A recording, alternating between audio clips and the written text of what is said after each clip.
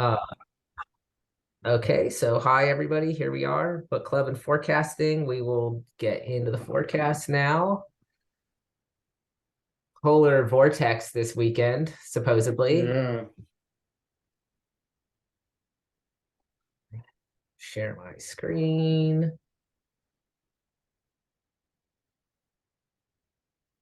I know lots of people need reps, but uh, these flatter weeks are really good for me. I've had to rest this wrist. I'm already getting a little bit of relief on it here.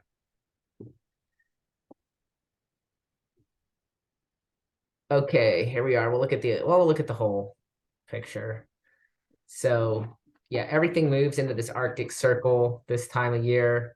These storms over in the Pacific, they're still going on, but I don't know. Has anybody tuned into the pipeline contest the past 2 days?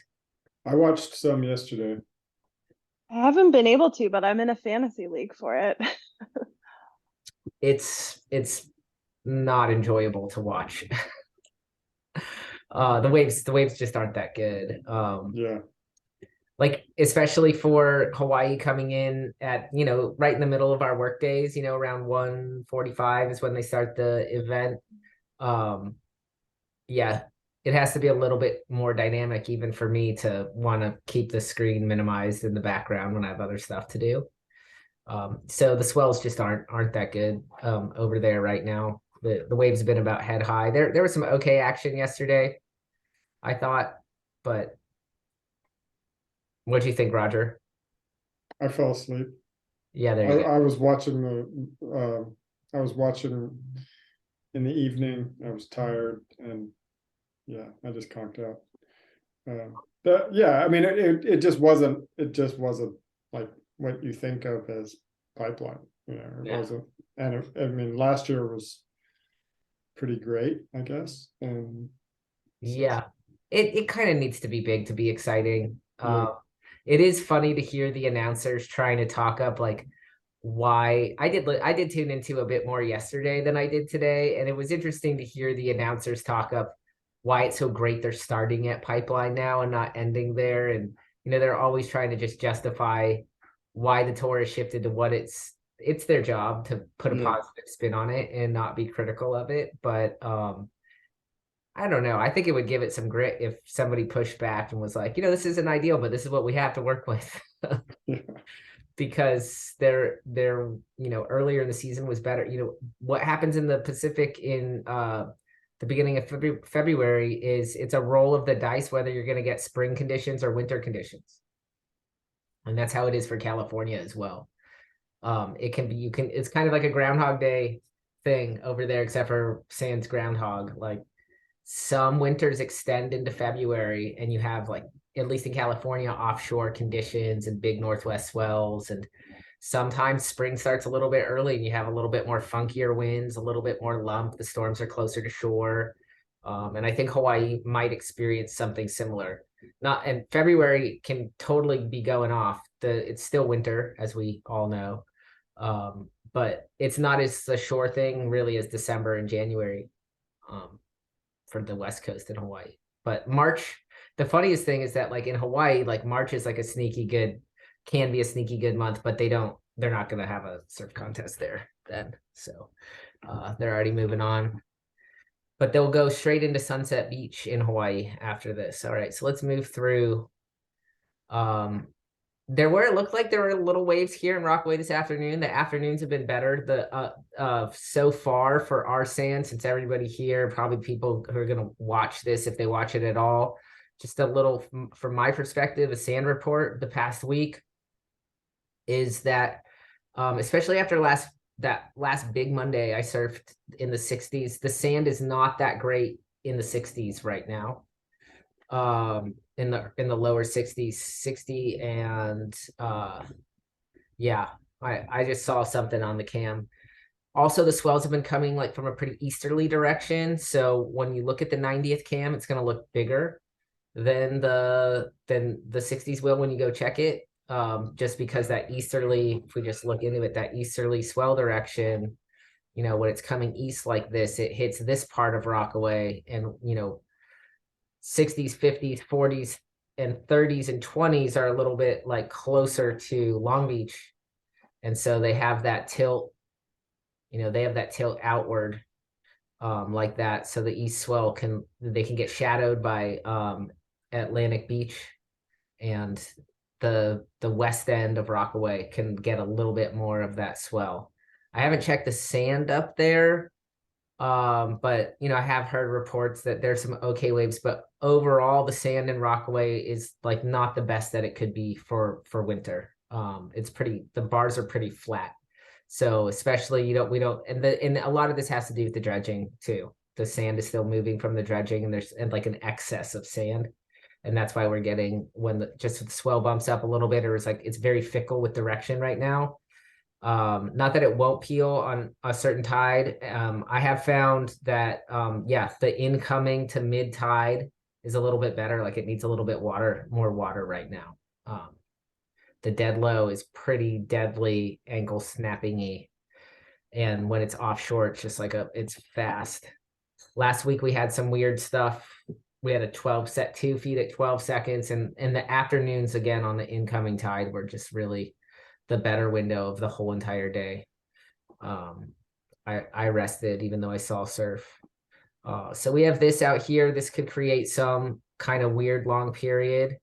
But yeah, then we have this westerly flow, and it's going to compete now with a strong westerly flow tomorrow. There's nothing going to get in past that, which is why we're seeing on all the forecast sites flat for tomorrow. And this should make flat conditions on Saturday. And this is the cold.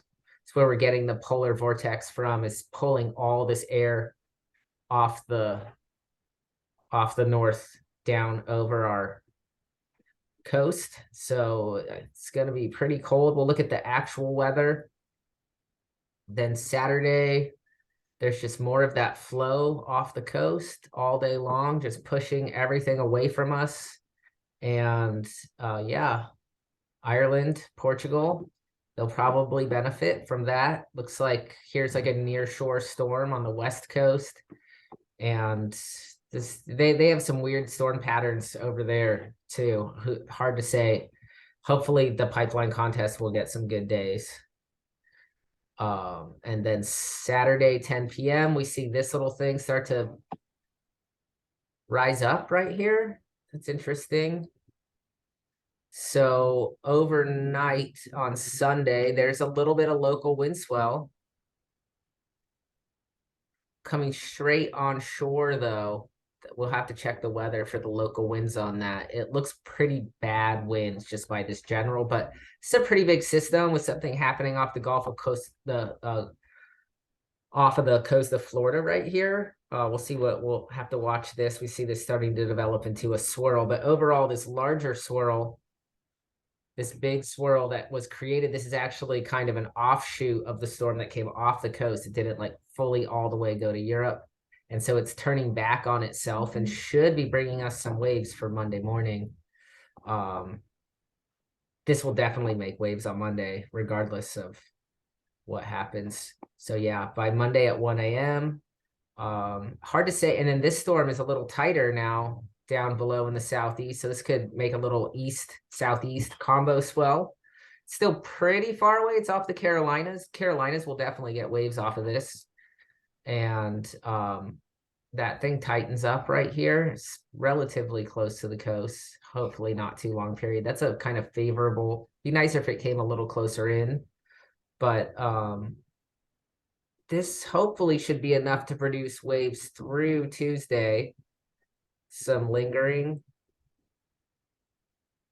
Let's see what happens. Moves way off Tuesday. So Tuesday getting smaller.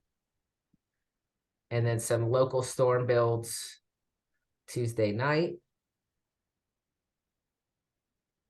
Yeah, that's enough. Little southwest wind swell. See all this, it's going to turn west. So there's a possibility that the first 3 days next week we'll have something. Local winds dependent. We're moving to, it's still not like a super favorable tide cycle quite yet. We'll take a look at the tides, but it's going to move to a morning high tide. But But as that high tide moves into the later morning, the earlier morning could become more favorable. And then another little thing start to develop. So, it's not completely bleak. It's similar to this week in that like there's little systems. So there was something to surf pretty much every day this week if you were keen to get it. And again, mostly in the afternoon. There were waves in the morning. It just was difficult conditions. The tide was showing a lot lower. Even when it was medium. All right, so yeah, tomorrow we already saw strong northwest pushing all the swell off. Saturday switches to the south-southwest in the evening. And Sunday, the weather's a little, it's freezing, but not as cold as Saturday. Saturday is really like no surfing. It's going to be flat and crisp and beautiful. And you probably still want to stay indoors and look at the sunshine through your window. And it warms up on Sunday. So these are these weird southwest winds where there could already from the overnight southwest winds be something to surf on Sunday. Sunday is something I would like look out for people that have to work during the week. Always this range of 11 to 13 miles an hour is just tricky. It's not a sure thing. Like you could show up and it feels like 20 miles an hour onshore, or it could get sunnier later in the morning and totally die and it's glassy and good on Sunday. So it's hard. It's hard to tell, especially when you see it like wavering, like there's 12 miles per hour, 11 miles per hour. Like who knows? It could be 0 actually on the day, or it could be 20. These light to moderate southwest winds you have to kind of monitor them, because those are days you can get the sneaky surf in. And then everybody's targeting Monday for the obvious reasons. The winds are favorable. There will be some swell. And then tricky winds on Tuesday, but light. So Tuesday is also we'll take a look at the tides. So just look at the winds for the days and a decent for New York winds, pretty west, but they have the north component in them Wednesday. So starting next week looks hopeful. If we look at see how we did with Surfline.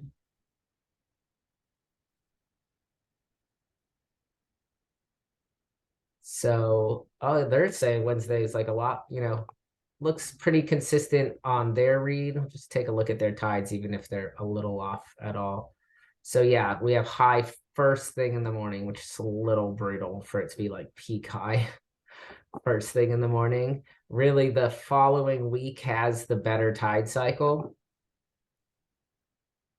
Moving into the week of Valentine's Day, 8 a.m. high tide would be better if it even moved further out. It's going to be nicer when it just starts to move to this 8:40, 9:14. This is going to be, so hopefully there's this is way too far out, but what is this, the 9th? Oh, actually, so starting the 9th, which is a week away, where maybe these tide cycles could be nice for the mornings if we get some swell, because it gets light at like 7. As the tide, as we get the midday high tides, that's really ideal for us if you want to surf in the morning.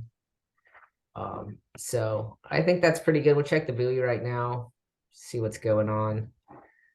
Yeah, 3.3 at 4 from the southwest. That's why there was a little wave. There's this another 1.10 east southeast, barely breaking. That's what you would have seen this afternoon, Cassandra.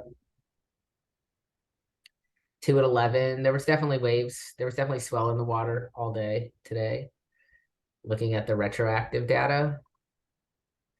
So yeah, 2 at 10, getting smaller though, more wind wave on it. We have this 1.6 at 10.8. So yeah, that was the case all week. A lot of the forecasts were bad, but there was always some kind of swell on the buoys, and it was really swell direction and beach dependent. And tide dependent. Again, the the low tide was so low. So the afternoons were better because they had that incoming tide, more water over the bars. Conveniently placed around 3 p.m. for everybody's workday. I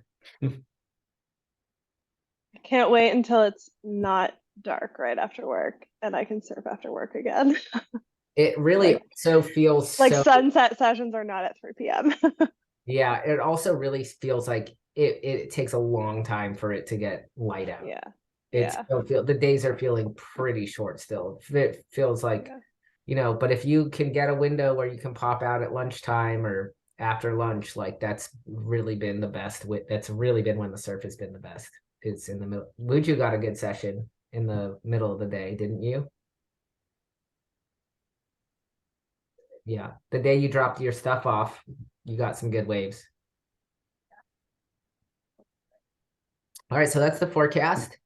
And I'm super excited to hear what you guys thought about this surfing magazine.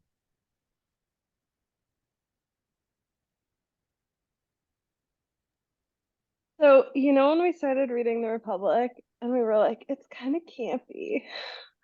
I started reading this and I was like, oh, it's kind of cheesy. Was surf culture supposed to be cool back then? It doesn't seem very cool. Oh, that's funny. We'll have to dig in more to what you mean by that. Let me just, was this the first surfer? And I mean, it's so confusing also when I write about it. So the magazine is obviously called Surfer, and it's often written in all caps, SURFER. Was this the first surfer magazine that anybody had read back to front? Yeah. I definitely looked at Surfer over the years at different points, just kind of randomly.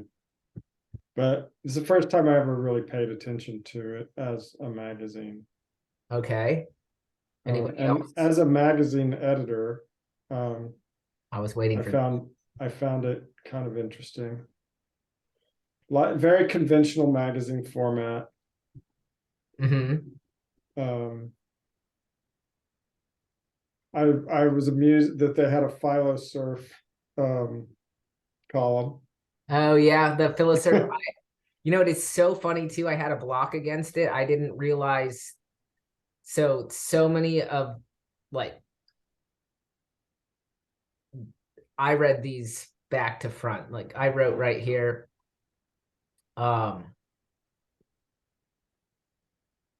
I remember almost every single advertisement, every single wetsuit design. I remember what article came after which. Sometimes that something will catch me off guard that like, oh my God, I didn't really pay too much attention to that. Or and some of the things, you know, some of the writing is just kind of like the report on Hurricane Iniki, the guy's experience on Kauai is like, eh. And I remember as a kid being able to read one of these in like an hour back to front, the whole entire thing, and always feeling a little bit like I wanted more, like there was something missing. I wanted to consume more surfing somehow. And my favorite part always was Derek Hines' contest reports. The one in the back, the ASP, those were always my favorite. That was the part, like I would maybe read that one first. I looked through all the pictures. I had this thing that I did. I looked through all the pictures first, just consumed all of the images.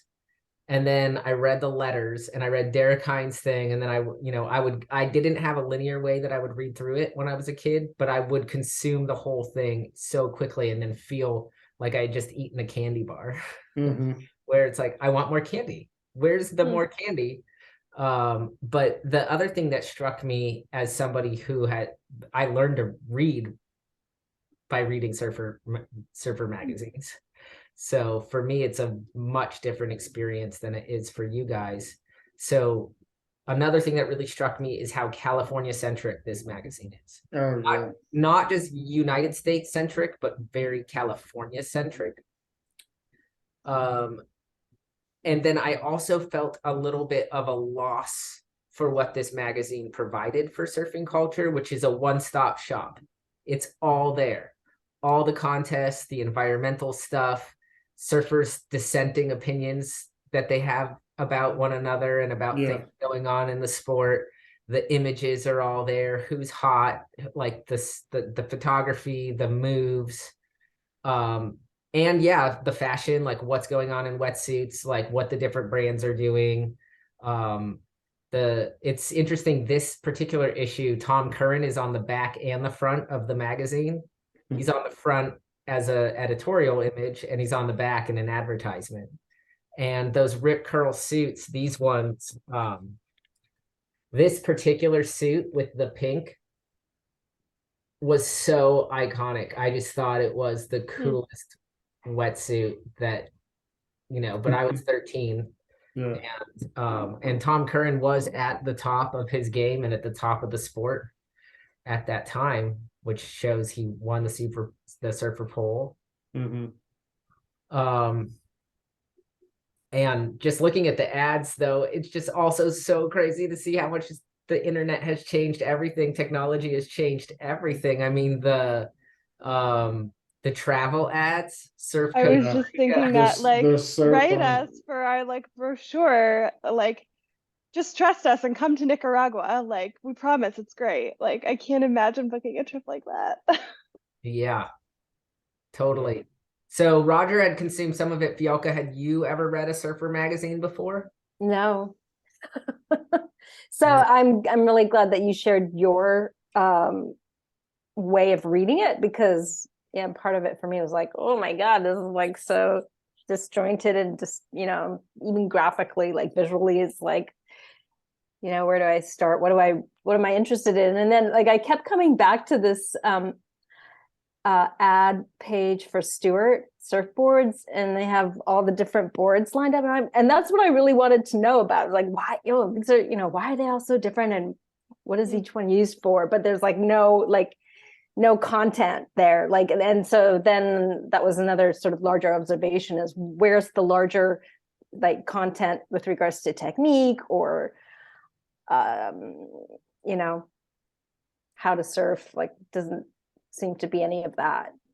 No. Yeah, it definitely seems to assume a lot of knowledge. Definitely. Like I think if I were to try and read this 5 years ago, I would have been like, what's even going on? What are they even talking about? I mean, that says a lot about surfing culture. That assumed knowledge, and also like now thinking about it and the disjointedness and how your experience of it was, Fialka, I'm like, oh, this is perfect for a teenage boy. Oh yeah. Yes. It really because that's its has like primary teenage audience. boy vibes. That's its primary audience. Like But at the same time, like in terms of magazine writing, it could have been written yesterday. Oh, really? Like I just judged National Magazine Awards, and so I had to read a lot of magazines. And it's pretty competently edited and pretty competently written. I felt that too. I was actually surprised. My appraisal, I've talked about bad surf writing and some of the myths that surfers tell. I mean, this is only one, right? There are going to be many more that we read until we get sick of them. You can tell me to stop whenever. We can go back to Plato whenever. But yeah, that actually struck me. I'm like, oh, the writing's better than I was remembering it worse. Yeah, you had Matt Warshaw, that big article, and yeah, I mean, I thought it was pretty well put together as a magazine, and it also made me nostalgic for the old. My whole career has sort of, I started before the internet. I started as an editor, a magazine editor, before the internet was a big part of magazines and media, and really right when it was beginning. And then and now I edit a fully digital site, so it makes me nostalgic for the old days at Harper's with those funny ads like you're talking about, where write us for this and that, and you have the little form that you clip and stuff. It's so quaint. Yeah, but there is something about it all being right there too.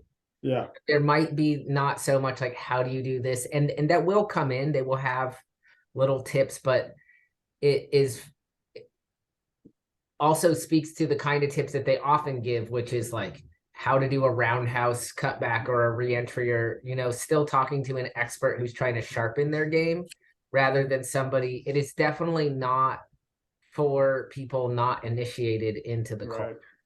Yeah. It's for people who are constantly consuming the culture, obsessed with the culture, and have different takes. I think the letters were really fascinating. Yeah. Actually. Yes. Yeah. Yes. And it took, I don't know if it took me a second to realize they were the letters. Like I read the first one and I was like, what is this? And then I sort of realized like, oh, this is the letter to that other section.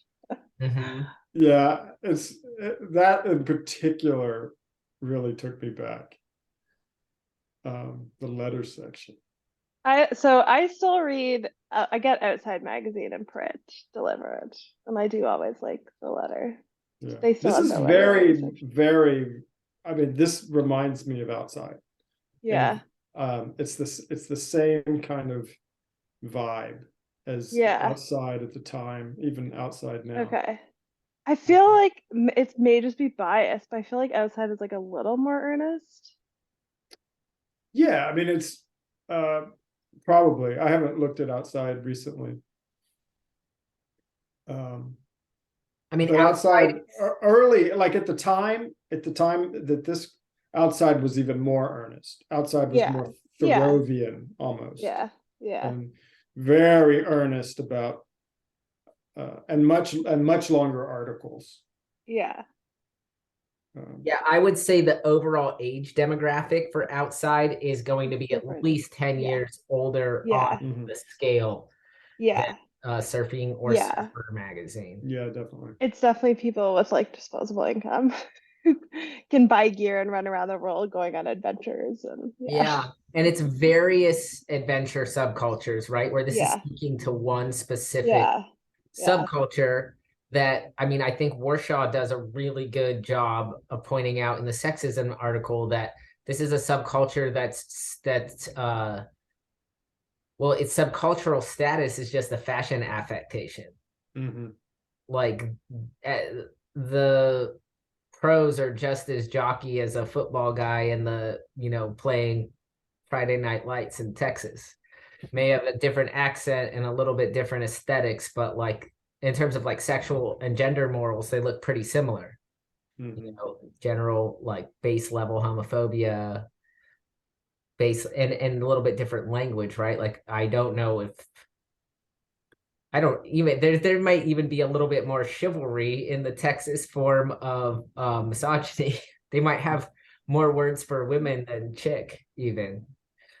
Or might even address women as like miss or ma'am, or there might be some kind of southern gentility in Texas South heartland culture that doesn't even exist in surfing culture. It might as he writes, what's very interesting is they have a very bleak view of sexism in surfing, that it's worse. Like, I mean, he basically says it's worse in surfing the dominant culture, and that it doesn't look like it's going to get any better. Yeah, there's like I think it's not in that article, but there's a quote somewhere earlier where a woman's like, "Oh, I have like respect just laying on the beach in my I was swimsuit." in the But as soon as letters. yeah, as soon as I pick up a surfboard, people are like, "Oh man, a chick in the lineup."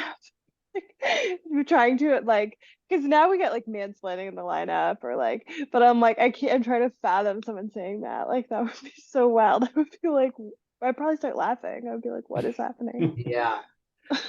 I was curious. So I wrote down the editor's name is Steve Hawk. So it went through different, you know, it's as Roger knows, it's not always the same editor forever. So we have hopped in the era of Steve Hawk. The senior editor is Ben Marcus. The assistant editor is a woman named Lisa Bolter. The design director is David Carson. He actually lives in New York now, and I know David Carson. I don't know him personally. I've actually met him in Pilgrim once, but I know of David Carson because he designed the album art for a lot of the 4AD bands. Oh, yeah, I remember Yeah. those albums. Clan of Zymox and This Mortal Coil and Mhm. Cocteau Twins and Dead Can Dance. He did a lot of cool graphic design in the music world. Um, the art director is a woman, Joni Pringle. Photo editor is Jeff Devine. Photo services, Tom Survey. Photo consultant, Art Brewer, and the East Coast editor, Amy Van Sant. And I thought it was interesting that the fact that there had to be an East Coast editor. So it's like an American surf magazine, which is centered in California. And it's like, and we have this little East Coast part. So to me, it was more of a nod that it was a very California centric magazine that was like the East Coast also exists. And we're gonna have a little bit, we have an editor for that. I was pretty struck by when I looked at who worked there, it is mostly men, but it wasn't all men, so I was a little bit, surprised by that. I hadn't paid attention to the editorial credits so much when I was younger. And so it was just interesting. That will be interesting when we look at a few more magazines to see if the staff is consistent or we see some different names there, just maybe flagging to pay attention to who's running the show. And then you could also look at who's the ad director, 'cause, everything passes, all these ads, are getting published and put in the magazine. And these are also the people who are making the decisions to pick which letters they pick and publish the things that they publish.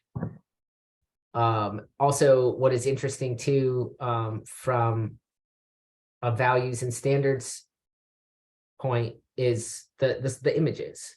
What are the moves that they're taking a picture of? How do they, and this is something that I definitely studied a lot, and it's a conservative and progressive and kind of macho part of the culture of what constitutes a good surf image, what constitutes a radical image, either of an empty breaking wave or of a surfer on a wave.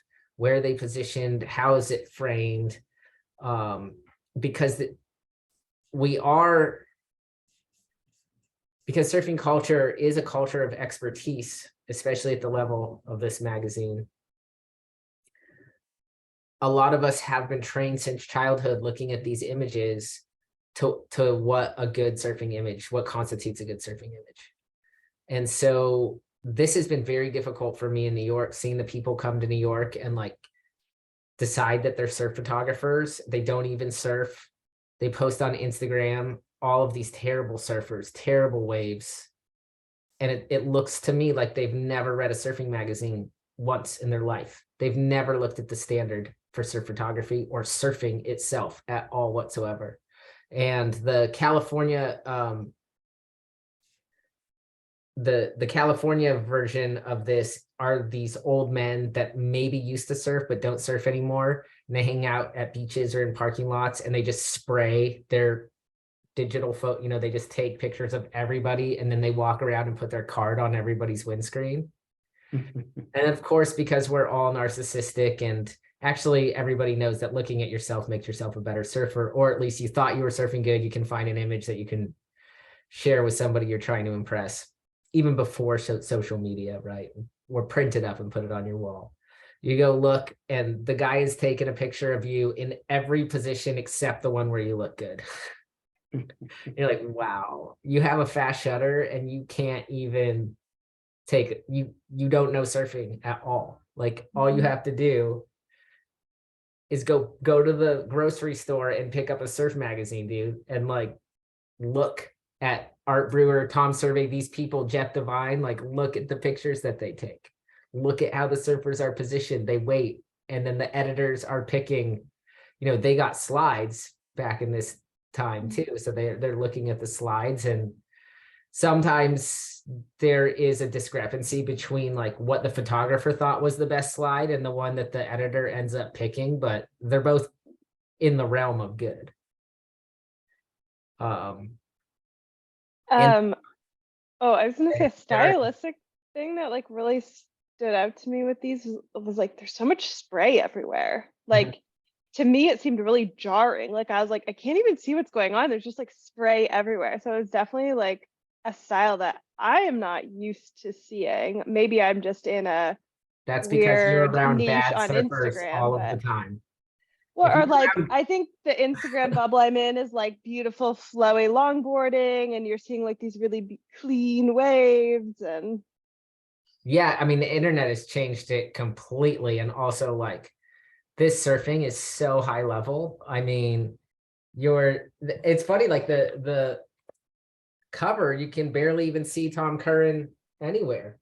You yeah. know, the turn is so radical. Like I still look at this, like I've stared since we were gonna do this, I've stared at this image for the better part of the week, and I've just been, the guts it takes to do that on that section is so admirable. Like um just to be staring at a section like that, to be riding and see all this white wave coming crashing down on you. And he's in a contest, he's wearing a contest jersey, probably France.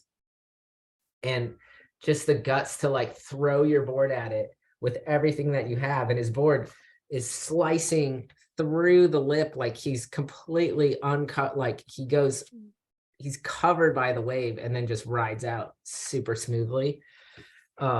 It's incredible. It's just incredible when you know how hard that is. And again, this is for a culture of experts and people who desire to surf that way. And it's showing what's possible, that it is possible to surf that way.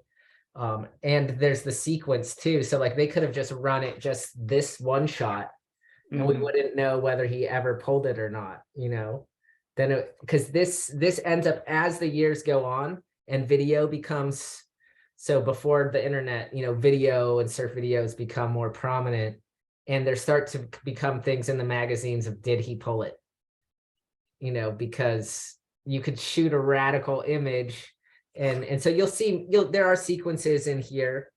I mean, this is just so radical. There's no, this image is like seared into my brain. Rob Machado. I mean, that is so vertical, and he actually didn't, this all finesse to get to this point and timing. And, you know, he just would have placed his bottom turn so perfectly and just got the board up there to whip it like that. I mean, here's also a really nice, beautiful, more of a lineup shot that's pipeline. And so you can see the wave is in this third of the image, and mostly you just see the potential and the possibility for what is in the future of this surfer's ride. This would be an amazing image without the surfer in it. This is just a classic. You can look at that and draw what a perfect left-hander looks like. It has all of the essential components of just the lip line coming in the perfect curvature right here, the spray. You know, when you look at this, and then you look at how Bob Pinuelos, and this was, you know, really the first thing that I read when I opened one of these, if we're going to be really honest. Come on. Was Wilbur Kickmeyer. And look at these waves, right? So this is how I learned to draw waves. And this is this similar kind of, like, you see the perfect curve with the spray coming off the back and the like hollow part on the inside. Yeah. And like in here too, like you can see this one is about sewage and the aliens implanting the thing. But definitely it's kind of like getting the newspaper and reading the funnies first, which I also did as a child. Yeah, this is a relatively clean Wilbur Kookmeyer. There are definitely some Wilbur Kookmeyers that I can't remember exactly, you know, maybe we'll see a few of them, but this is definitely a cleaner one. I mean, it's a bummer. The ocean is, you know, got sewage in it. So Wilbur's not surfing, but instead he gets a sewage detection device implanted in his head by aliens. I mean, it's pretty clean, you know, that one is, at least there's nothing. And I learned to draw like cartoon. I totally copied the Kookmeyer. I drew it all of the time when I was a little kid. Yeah, I mean, this image is incredible. I mean, just the timing, you know, he's going up the lips. I mean, I don't even know if he's going to go get up there. This is one of those where the still image, like the wave is falling on him. Luke Egan, he got a couple of shots in this magazine. I did find it very interesting that they write this sexism sucks article, Yeah. which is there's highs and lows. But one of the things I found really fascinating imagistically is that this is the image, this picture of a woman screaming. And then there are these tiny little images of women surfing here, tiny. And then the article cuts off and there's just these full page spreads of surfing, but they're, you know, they're all guys. So like right in the middle of this sexism sucks article is a photo display of really amazing surfing. This floater is incredible. This, you know, classic backside floater by Brendan Margison. And that's something too. So if you're like, you know, a young surfer, even now, I mean, anybody could look at this and be like, oh, that's how you do a floater. You need to come up onto the lip right here. You need to stand over your surfboard and stay on top of your board and just like just stay on top of your board. And either you fall down off the lip and you make it or you crash. So there's no like explicit how to, but when they run sequences like this, you can definitely be like, oh, you can get up right there. It shows that it's possible. Right. You know, It's like and me like pausing the video to like be like, okay. absolutely Slow it down. It's exactly like that. And then this is just, you know, an image of a beautiful, you know, wave just doing its thing at the wedge, some nature being crazy. And I mean, this is so iconic. There are a few from this magazine. I mean, this move by Kelly Slater, so clean. Like the spray, what you want to see in a spray is this full arc. It's not messy at all. It's not in his face. Also, same with the image. Everything's in perfect focus. And the wave is only this big, and he's managed to get enough speed that he wraps his tail around this quickly. And what is also really interesting, surf historically. So it's just not black. It's just not black and white, even though it is like definitely for an adolescent boy attention and for a culture of experts who are trying to see what's going on inside of the culture. There are little things also happening within the culture itself. You can see there's a guard changing within men's surfing. So you can see also the tension within the men's surfing, the tension the men have with one another about the kind of surfing they think deserves to win world titles. This is the year Slater won his first world title. And he's still on the tour. And none of, I mean, just the way that they're talking about power surfing and the way that some of the guys like Gary Elkerton and Sonny Garcia are complaining about Slater not being a powerful surfer, and he's getting away with stuff because his boards are really narrow, and they kind of don't understand this new approach at all whatsoever, and they find it very threatening. Yeah, clearly. And then in like the Slater's like commentary section, they're like, what do you think about this person? And he's like, my mom said he was ugly, but now he has a mohawk, or like something like that. I'm like, what? Yeah, Slater's such a smartass. Like it was like, okay. He's a smartass. Yeah, He would post. he's so cocky in all those comments. He's so cocky. Yeah, he would poke the bear. Do you guys know the story with Sonny Garcia? Do you know who Sonny Garcia is or his story at all? Roger knows. Yeah. Roger, why don't you tell what you know of Sonny Garcia? Well, Sonny Garcia, he lived right in front of Pipe, right? Like he was the man. He ruled Pipe for a generation.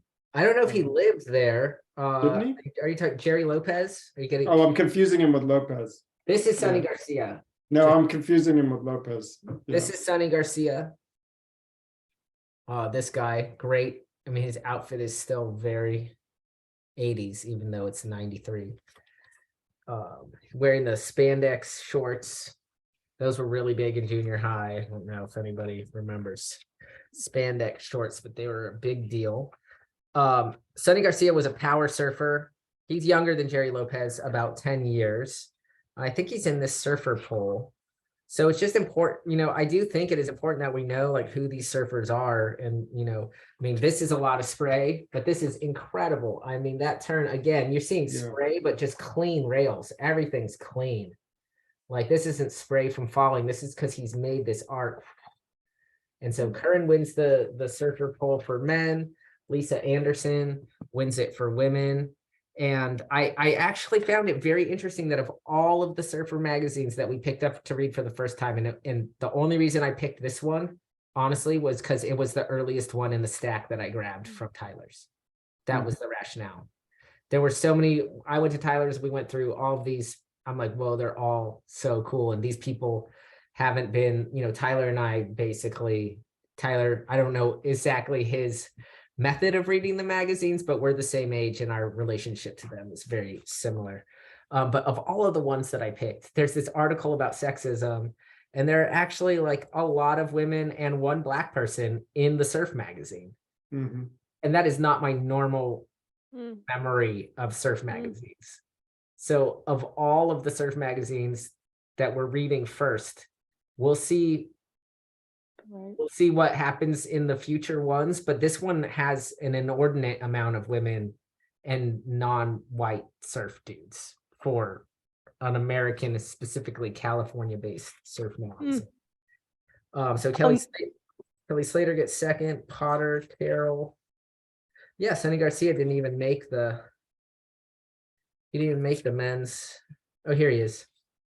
Here's Sonny Garcia again, but he won in his peers. So, or he got third in the peers. So Kelly Slater got second when voted by the surfing populace, and fourth when voted by the other surfers of his time. So Sonny Garcia, just to finish the story, was very famous for powerful surfing. He also like super cocky, kind of chip on his shoulder, hyper masculine Hawaiian guy. A couple years ago, he tried to hang himself and failed. And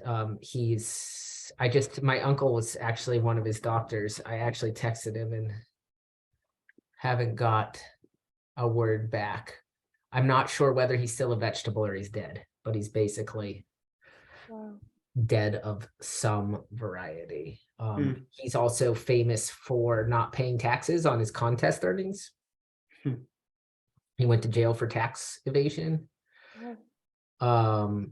Famous for fighting people in the water at the North Shore, and his surfing was just very powerful surfer. He could displace a lot of water, and that's what they mean by a powerful surfer too. It's just the ability to go really fast, to control the surfboard, and to turn the surfboard in like sections that most people might not even be riding on the wave on, so it is a very macho model of what constitutes good surfing and what constitutes powerful surfing. And it does have a really profound effect on people's psyches, to see that kind of surfing live or in the magazines or in surf videos, especially on young male psyches. Just because it is awesome, it is an athletic feat. It's pretty incredible. Yeah, so that's what I think, that there's like a whole host of issues going on here, and then the power and speed is going to be mixed with aerial surfing, and a lot of these older surfers, when they see Slater come, they can smell the fact that they're going to have to figure out something else besides contest surfing. There's just no way, and they still are they'll still be respected forever. They still have done some of the most masterful surfing performances. Some of them still, I mean, it's just so different now that everybody's in charge of their own social media account and in charge of how much footage they're getting, in charge of like their content. It's not like you were chosen to be in the magazine. Yeah, and more options to monetize. Yeah, and their contracts just have to look different, right? Because the old contracts were like, if you get a cover shot with our logo, I mean, like, right, Curran would have had issues, right? So they ran him in a contest jersey. he's sponsored by Rip Curl, so they got the Rip Curl, but he's wearing the Quicksilver contest jersey. He might have been docked like $200 just because he had the contest Right. jersey on. Hearing you like describe some of these photos, I think I'm like connecting the dots of like the spray kind of tells the story of in an era where there's not a lot of video, like it tells you sort of what happened before. Like you were describing that one, like, oh, this spray, like he is not just going down, like he clearly just came around, like the spray pattern tells you that. So that's like pretty interesting thing I didn't realize. Like it kind of helps you look into the past. Yeah, I mean, like you can look at all of these, like, you know, and just the ability to name the maneuver, right? Yeah. Like, so this one is Shane Beshin, who was a dominant surfer in this era. And so we would call that like an end section hit, or they might call it a re-entry. Maybe he's kind of doing a floater. We only have the 2 images. But again, it shows you something about like even his path that he's taken right here. So he did a mid-face bottom turn to get his board up, and you know, his shoulders are open, his arms are open, so that he can get the board up over onto that lip line. He didn't do a full, like a lot of things I'm explaining to intermediates are about this mid-face bottom turn. You know, they are consuming.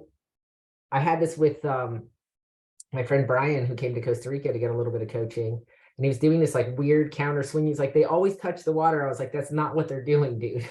Like you're trying to do a bottom turn.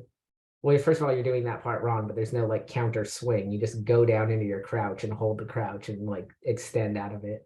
But at any rate, he thought that every turn you have to do a bottom turn that you would do on like to get around the section on a 10-foot wave. I'm like, you can't do that on a 3-foot wave. You got to come from the middle and get up there.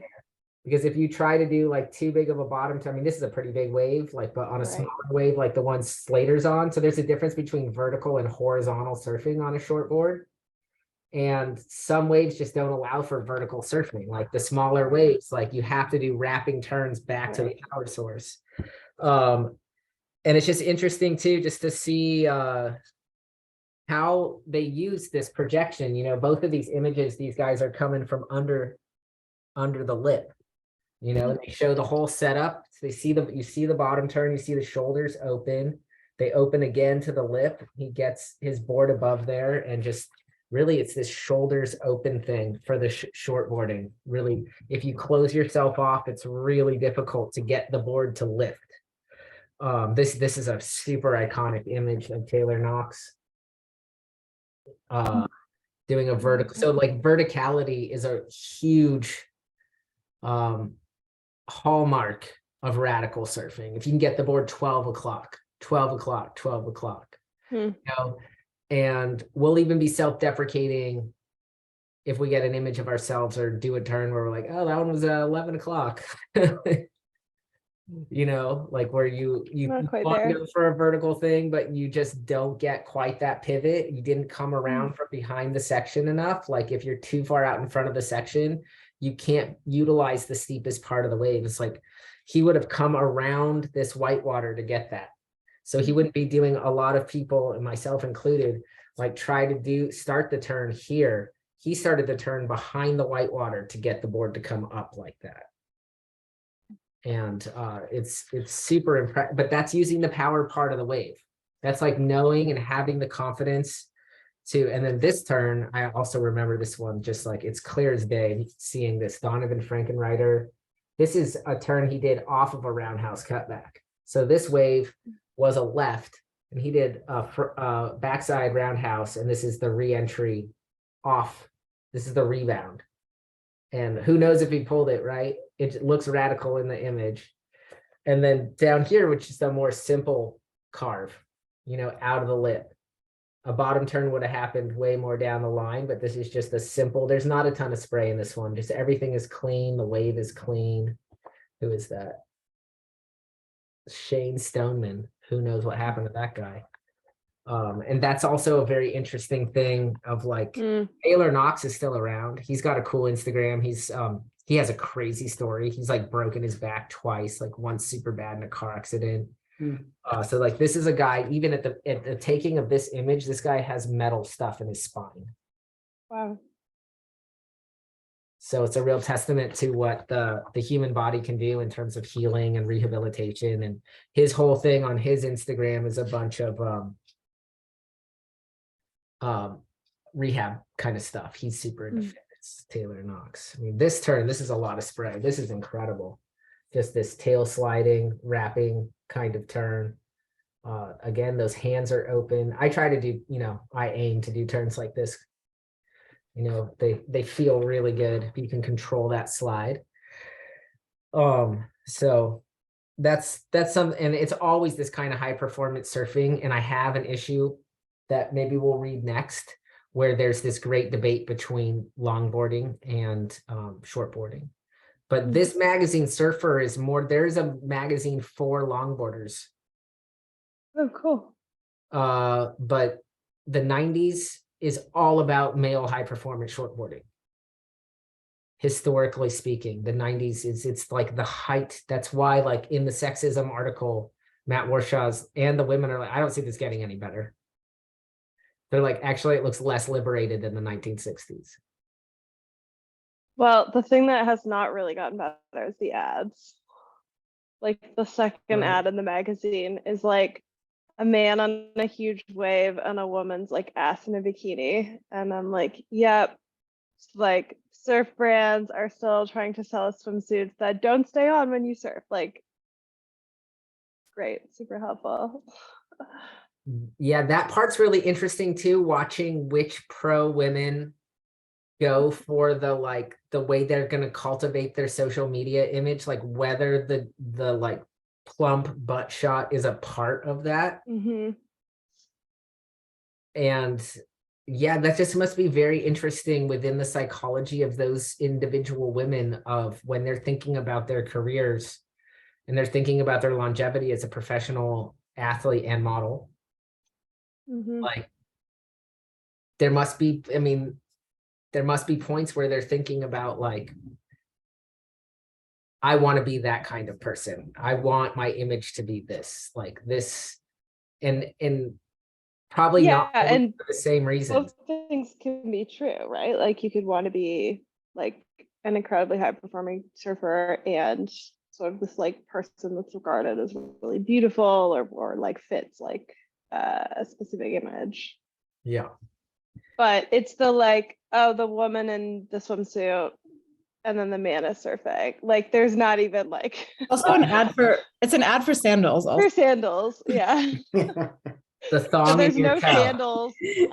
Neither photo has sandals, but like it is like such a common pattern that you still see today. I will just say though, like playing devil's advocate, because I've made these arguments and I've thought a lot about it.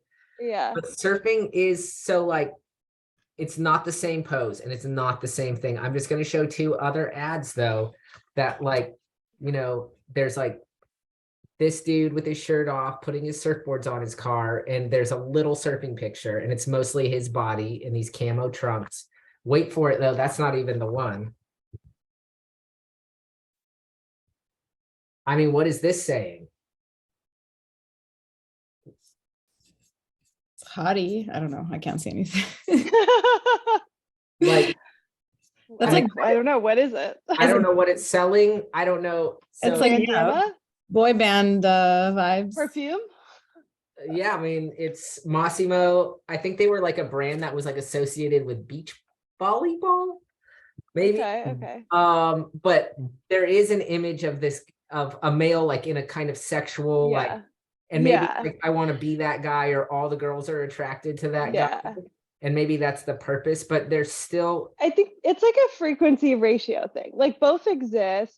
yes, Both types exist for both genders, and there's a place for both types, I think, but it's like the ratios are very different, and like just sometimes the side by side. there's definitely hands down way more pictures of men in active ripping the surfboard roles and women in passive, I'm just a sex object roles for sure. But it is also interesting the way that male sexuality is marketed as well. It's Yeah. one of the surfers who really plays with this nowadays on Instagram is this guy Luke Davis. Have you guys heard of him? Mm. It's so funny because even now I consume so much more shortboarding still than it sounds like you guys do. You know, like I actually hate that longboarding flowy shit.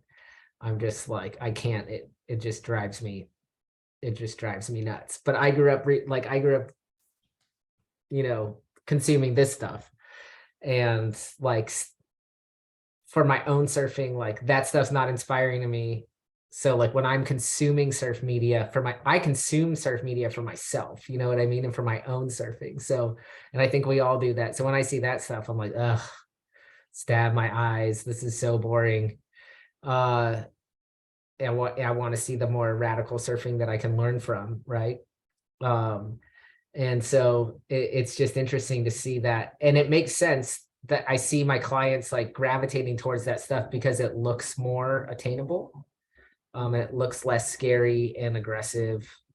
I But- think it fits my personality more. Like I've always been the person that like I want to like be really focused and like do a heavy deadlift versus like be doing some like athletic conditioning like circuit where you're like jumping around and hopping and like it's very, or I'm, you know, more long distance runner versus a sprinter. Like my like athletic, like what I'm drawn to, I think it's like very consistent. what did you think of the magazine, Noelle? Did you read it? Yeah. I read the hurricane one was pretty interesting, actually, the opening. Oh, you like the hurricane one? Well, I don't know that it just was an interesting like insight into what just like living on an island where this stuff is clearly common. Maybe not. I mean, that could happen to those of us who live in Rockaway. That's true. I mean, that's true. 100. I mean, Yes. it's not. I mean, those winds are crazy. 180-mile-an-hour winds. Yeah. But that could happen here. Yeah. Well, it's just because and I guess it's just it's always like a weird relationship with like surfing and storms, right? Because you're like, that sucks in a way, but awesome I mean, kind of like what was happening in California last month.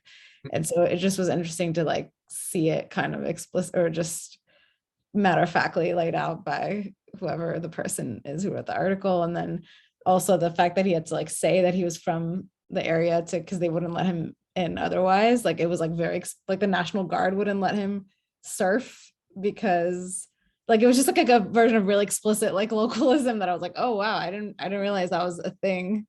Kauai is very explicit. Okay. You cannot take pictures of the surfboard. Like it is very, very, very to this day, very explicit. Like you do not see Kauai in surf videos. And if you do, like it is not said that it's Kauai. Okay. It's like because in the Hawaiian Islands, you have Maui and you have Oahu. So their view is like you have Maui and you have Oahu. Right. We know, like you want to go get the photos in the magazines, go to the North Shore, Right. go get barreled at Pipeline. Yeah. All the cameras are there. The wave is heavy. You can do that. We'll know that you did that because we'll see you in the surf magazines or now on Instagram. And you can come here and surf in a respectful manner without your cameras. That's the Kauaian kind of view. Or you could surf Jaws or you could surf Honolulu Bay. Right. But you're not going to do that there. Even now, even this day, you cannot do that shit. Maybe you can at Pine Trees, which is the little beach break in Princeville, like the place where Andy Irons and Bruce Irons and Kiala Kennelly and Malia Manuel like all grew up surfing. It's just a little, it's actually, I surfed there once. It was shitty. It was terrible. It was just closeout. It was actually really impressive how well the young pros were surfing the closeout wave. I was like, wow, this is terrible. And they're shredding it. But yeah, that's their view in Kauai. Okay, that's But yeah. the trade-off is the community that is the community rebuilding that you get afterwards. Well, yeah. I also had never clocked like Aussie and American hate or like rivalry. I was like, oh, okay. like I knew about a little bit about like, oh, at some point Australians like kind of took over, and it wasn't always, maybe it was always like that. I don't know, but I feel like I actually don't, now that I say this, I don't know the full like history of like the prominence of Australians in pro surfing. Yeah. But there was definitely, it was interesting to see the saltiness around that, and more like one or two of the articles. No, I mean, they have a contest. Yeah. They're having a contest for coming up find with a the best derogatory word for an Australian. Yeah. I was just like, whoa, okay. I also found it very interesting that on the very same page, they had the philosurfing thing about the Philosurfer's Corner. Yeah. They ask these. I found Tom Carroll's response the most interesting, actually, and the most. So they asked, actually, interestingly, They asked the woman, right? they asked a South African. Wendy Botha is South African. They did not ask an American. So this is interesting. In the Philosurfer's Corner, Yeah.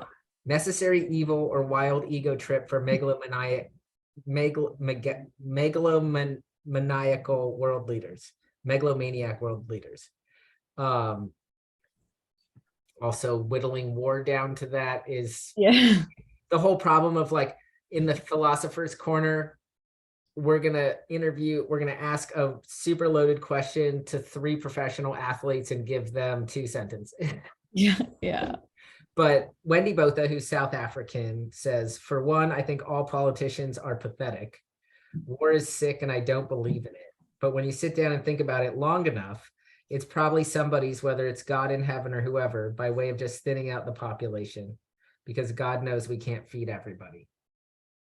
I mean, she's trying to work it out in there. She's like, oh, wait, yeah, there's resource scarcity. You could apart. She was, she's basically saying, I don't like war. Like, it makes me feel uncomfortable. I don't like violence. For one, I think all politicians are pathetic. That's interesting because it's such a blanket statement. Yeah. How are we going to govern? I mean, we need, like, somebody has to govern. I mean, this is the issue in the Republic, right? Somebody has to govern. I don't know if she means politicians or people who want political power for the sake of political power. All right. Then Tom Carroll, Australian surfer, world champion, former meth head, fitness obsessed. It seems to fit within the basis of human nature to defend their instinctual needs. Whether it be an understanding of aggression and channeling it in different areas or totally aggressive, mindless, compulsive destruction. I think war is a very masculine thing. That one is like, whoa, Tom, you're onto something. Yeah. That, no, totally. That seems right. The fact that they can have this also, sorry, the fact that even a Philosurfer's Corner. No, I know. Yeah. And then there's Barton Lynch. Honestly, one of my least favorite philosurfers. It's people's frustration manifesting themselves and exploding. It's just man's twisted view. They actually believe that things like religion, money, and oil are worth fighting for. Well, money, kind of worth fighting for. It's like the way that you're gonna fucking eat, dude. More than anything, it's an ego thing. It's the same as when you fight someone. If you've got half a brain, you'll look at why you're having a go at some bloke. And 9 times out of 10, it's because your ego or your pride's been hurt or interfered with.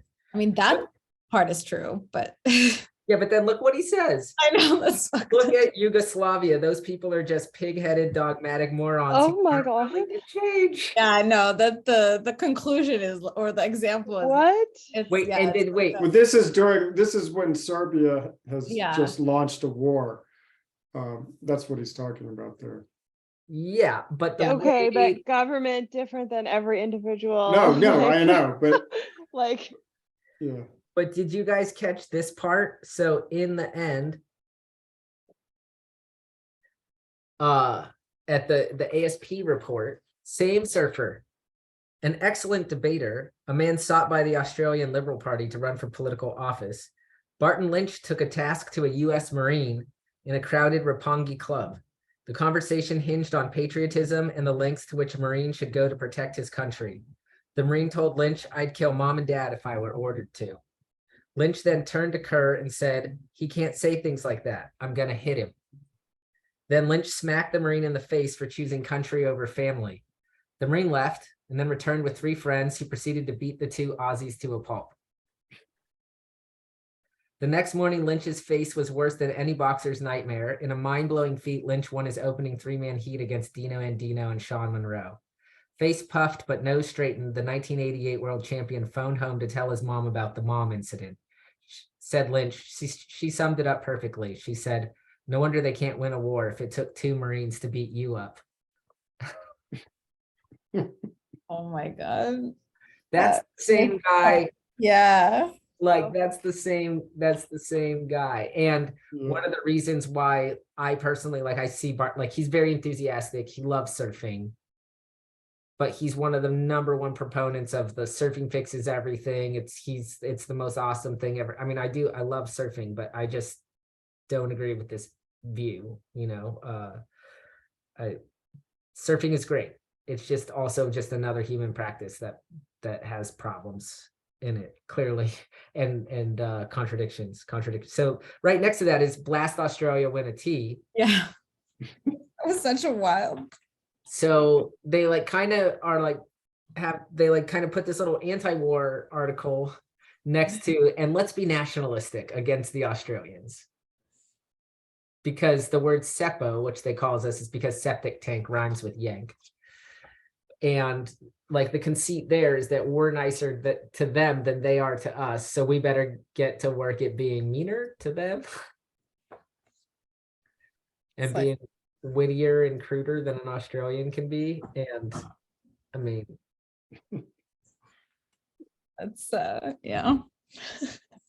I mean, the other thing that Australia, I mean, just surfing wise, there's no middle of Australia. You can't live in the heartland of Australia. Why not? Everything's It poisonous. wants to kill you. Yeah, you will die. There's no water. You cannot colonize the middle of Australia. So the whole entire Australian population is relatively coastal. You can go a little bit further back up into the mountains, but for the most part, everything from the northeast to the southeast to the southwest to the northwest, which you can't really inhabit. The northwest is getting into the desert. But they go on missions up there. It's coastal. It's a coastal culture. So they're all in life-saving clubs. The richest and the poorest Australians have some relationship to the ocean and to the water, similar to, Hawaiians, that they're islands. You can't go very far without seeing the ocean or knowing something about the ocean. So, and they also, they have they're Protestants, they come from England, but they have kind of a different relationship to the Protestant work ethic, especially the way that Australia was colonized was a lot different than the way that America was colonized. They were not colonized by Puritans. They actually don't have the same kind of puritanical politics that Americans do. And they have they've always had a lot more social welfare than the United States. So that's made a lot of time for surfers to have a lifestyle where, yeah, you can be a plumber in Australia and you can quit your job and you go on the dole and you surf your fucking brains out. You get another job, you go on the dole, you surf your fucking brains out. You work in the mines, you go on the dole, you surf your fucking brains out. So the average Australian surfer is way better than the average. If you just took percentage wise, the average male or female Australian surfer and Hawaiian surfer for that matter, because their culture promotes surfing. Their culture is relatively from a variety of fronts. Their culture promotes surfing. So, and you have not quite as, and Australians were the ones that shaped the world tour, that shaped the world contest circuit, because they were so good at, that's this whole, we read Busting Down the Door at a certain point in book club, which I really recommend, by Rabbit Bartholomew, who is actually I think Rabbit's one of my favorite pro surfing characters. And he's also one of the most articulate. But they were looking at the tennis stars coming out, Rod Laver is Australian, and they're like, we're good at this sport. You know, they really viewed it as a sport, these early Australians, and were like, but we're not. I mean, even when you look at the prize money, so that's what I mean about like the multiple layers going on with like social inequality, trying to get some kind of regular sporting credit. Like, so the women are way underpaid to the men, but the men compared to other athletes of their caliber, even still here in the 90s, they're not making. Do you see the checks on that? Those, Yeah, I mean, 60,000 or whatever. the like lowest tier female tennis player was getting paid more than the winner of that contest at that same time in history. So surfers have like had to fight for the, you know, and these magazines were like always like some kind of quest for legitimacy. But yeah, there Even now, there's a GoFundMe for the winner of the Eddie. is there. Yeah, because the prize was only $10,000, and they're like, when John Florence won it and got $75,000, like he does this full time for a living. Luke, I forget his last name, like Shepherdson, is like literally just like a local lifeguard who was on duty the day of the contest, and they're like, all he got was $10,000. So they are like, or I think they didn't make a GoFundMe. They're like, here's his Venmo, please Venmo him. That's cool. Yeah. Wow. That's, yeah, that's wild. I mean, you couldn't do that. I mean, it would be a mail away thing at this point. Yeah. Mail a check. Mail a check. Yeah. God. The letters though too. Oh my God. We didn't go enough like that first letter where the guy was like bummed about Slater being in Baywatch was was interesting because he's making this that was a ride.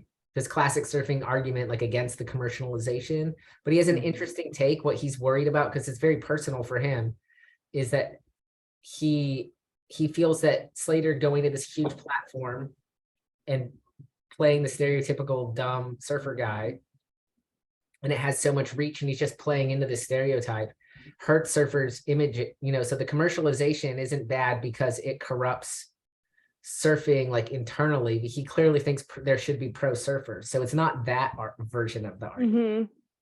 His version is you're making me look stupid. I don't identify, like he doesn't say in these words, but he's like, if we're gonna be commercialized, why are we perpetuating this image?